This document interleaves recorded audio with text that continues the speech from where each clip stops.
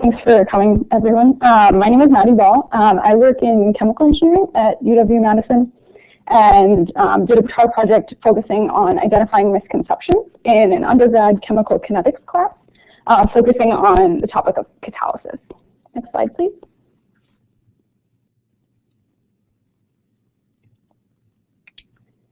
So the main TAR question that I was trying to answer was, what misconceptions do students hold both at the beginning of the semester and after taking this course, CB 430. This class was a junior level core chemical engineering class, so it's required for all chemical engineering majors.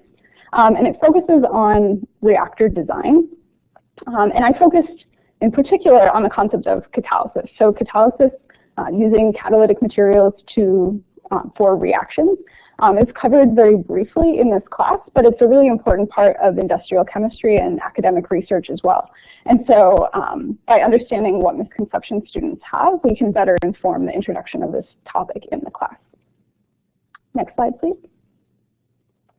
So in order to identify misconceptions, the tool that I used was a multiple choice test. So students were given the same test at the beginning and the end of the semester. It consisted of 8 questions. Students got credit for completing the test, but they weren't graded. And so for each concept that we asked a question about, there was a multiple choice question. Then students were asked to explain the choice of their answer on that multiple choice question in terms of scientific reasoning. Why did they choose the answer that they did? And then answer a multiple choice question indicating their confidence in their answer on a scale from not at all confident to extremely confident. And so based on their response to each of these 3 categories, we could categorize the response to a given concept question in these categories shown in the table. So for example, a multiple choice question, if the multiple choice question was incorrect and the reasoning was incorrect, then we consider that to be due to a lack of knowledge. But a misconception would be a multiple choice question incorrect, the reasoning incorrect, but with high confidence. So students think that they understand the concepts, but don't. And so we categorized all of the responses to all of the questions. Next slide, please. So the first way to analyze the results from this was just to look at the score of the multiple choice questions. How many of the questions did students get correct? So on the x-axis, we see their score on the pretest, and on the y-axis, their score on the post-test. And the diagonal line indicates that their score was the same from the beginning to the end. And so you can see that most of the students improved their score. The size of the dot indicates how many students had that set of scores. So 64% of students improved their scores, and 25% of students had the same score. The few students who scored decreased is likely due to the fact that they weren't graded, and so motivation at the end of the semester was low in spending a lot of time on these tests. So this is good. The typical course lectures and discussion led to students having a better understanding of these concepts at the end of the semester. Next slide, please. So it looks a little funny online, but hopefully you can still read it. So then we wanted to understand how student scores changed based on a given concept. So not just overall scores, but for each question which corresponded to a particular concept in catalysis. And so, for example, on the left, we see for a question which asked about surface coverage, the bar in green shows students who got the question incorrect on the pretest but correct on the post-test. And so 64% of students improved their score on the concept of surface coverage. So that suggests to us that the way that this concept was introduced in the course was effective. On the other hand, the question on transport limitations, we can see in the red bar that 50% of students got it incorrect on both the pretest and the post-test. This was not particularly surprising since this concept was not covered very extensively, but it's useful to know that,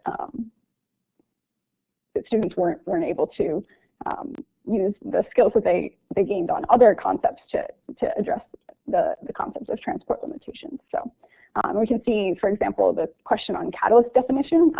Most students got the question correct, both on the pretest and the post-test. So that was something that students had incoming knowledge on. Next slide, please. So then sort of the main focus of this work was to identify misconceptions. And so what we learned with regard to that was that misconceptions were not widespread. On the pretest, only 7 responses of a possible 360, which is 45 students in class, 8 questions, indicated that there was a misconception. Those very few responses, we identified the particular topics that these, and understanding that these misconceptions were about.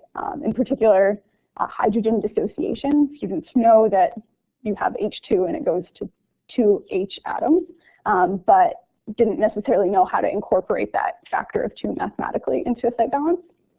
The relationship between rate constants and the rate, and then also the desired binding strength of reactants and products. So it's also interesting to note that although the number of misconceptions of these ideas were, there weren't very many, many other students also indicated this incorrect reasoning, the same incorrect reason, but they had low confidence, and so that answer was categorized as a lack of knowledge. When we compared the pre-test to the post-test, misconceptions were not found on the post-test, so that tells us that the typical course activities, lectures, and discussion sections were likely sufficient to address the misconceptions at the beginning of the semester, but it is useful to identify what these initial misconceptions are and can sort of tailor the introduction of these concepts more specifically to address those. In terms of the design of the TAR project, I found it really challenging to get students to write detailed explanations in order to understand their thought process and to be able to accurately identify misconceptions. A lot of students indicated things like, I learned this in high school, which indicates that they know that the answer is correct, but they don't have sort of the vocabulary to more scientifically explain certain concepts. So with that, I can take any questions.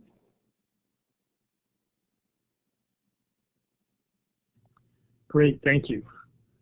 So again, if you would either raise their hands or write on the whiteboard, that would be great. Maddie, how did you pick the 8 initial areas that you asked questions about? Yeah, sort of, I guess those are sort of 8 main topics within the area of catalysis. Sort of the typical things that one would need to understand to have a sort of fundamental understanding of catalysis. So, okay, great. You know, there's one question coming up on the whiteboard. Do you find yourself thinking differently about how you know things, given the trouble you had trying to get students to explain their thought process? Yeah, that's a really interesting question. Yeah, I guess you come across this when teaching students a bit too. Is you think you understand something, but then when you have to explain it to someone else, it's much more difficult to do that. So I think it definitely makes me think more about how do I explain why I know something is correct or a given concept. So yeah, definitely. Great. Other questions that people have?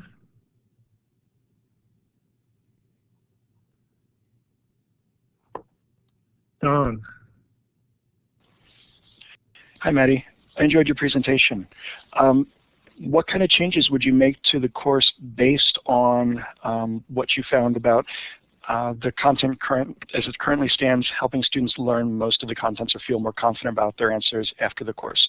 Would you go back and tweak things, or would you feel pretty comfortable with what you have so far? Yeah, so I guess the interesting thing about this project is that I didn't have any input in the course content. I just asked questions about things that I thought were relevant and important. And so I would definitely sort of expand on some of these catalysis topics within a course. I think this course typically focuses more on larger scale things and less on the smaller scale catalysis. So I think sort of incorporating both of those, bringing in more of the small scale catalysis could be interesting and useful.